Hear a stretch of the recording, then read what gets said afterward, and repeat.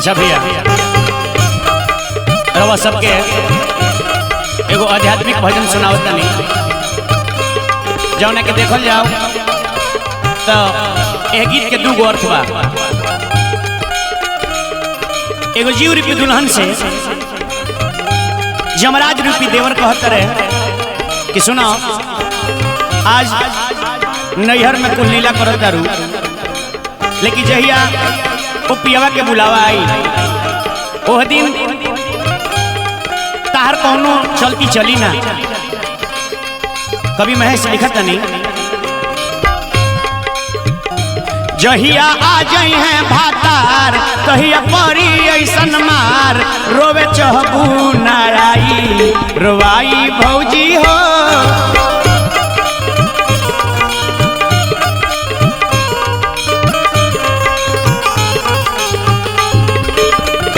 जहिया आ जाई हैं भातार कहिया परी ऐसन मार रोवे चहबू ना आई रोवाई भौजी हो।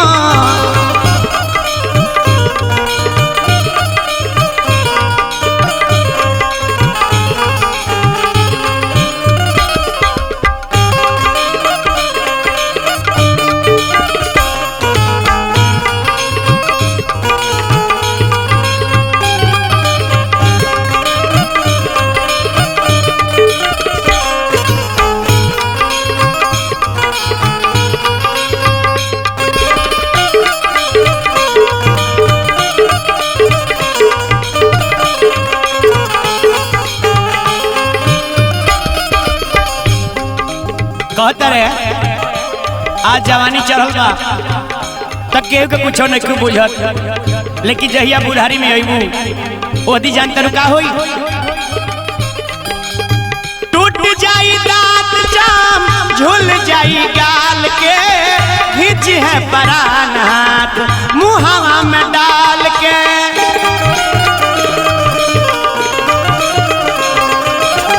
टूट जाई दांत जाम झुल जाई गाल के खींच है परान हाथ मुहावा में डाल के।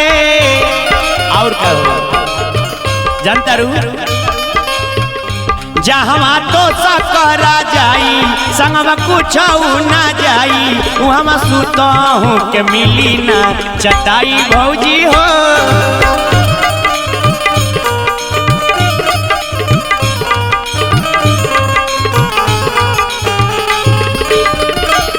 जहिया आ जाई हैं भातार कहिया परी ऐसन मार रोवे चहबू ना आई रोवाई भौजी हो।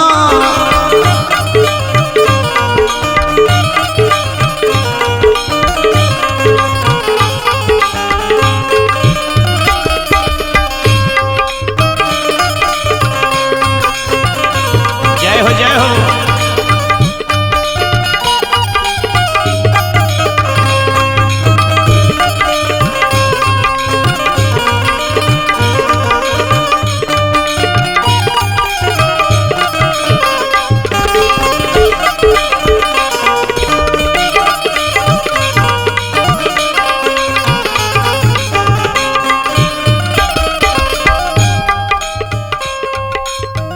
जम रूपी देवर कहत रहे कि सुनो आज जा तू हिंदी अंग्रेजी बोलत तारू भोजपुरी बोलत तारू उर्दू बोलत तारू, लेकिन वो जा तू कौनो भाषा बोलबू वो बुझिया ना उनकर एक गो भाषा बा।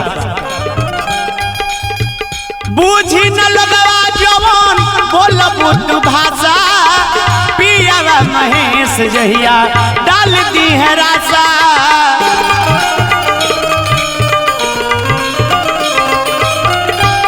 न लगवा जवान बोलबू तू भाषा पियावा दिलीप जहिया डाल दी है रासा। और क्या करी है दी है बांस काटा बाई मुझके रसरी बाराई दी है वही पर तो आके सुताई भौजी हो।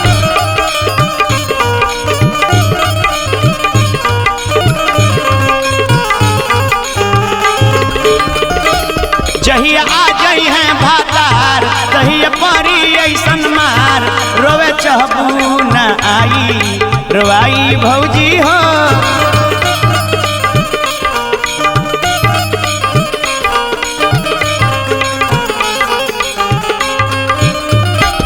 दी है बांस काटावाई मुझकर सारी बराई, दी है वही पर तो के सुताई भौजी हो।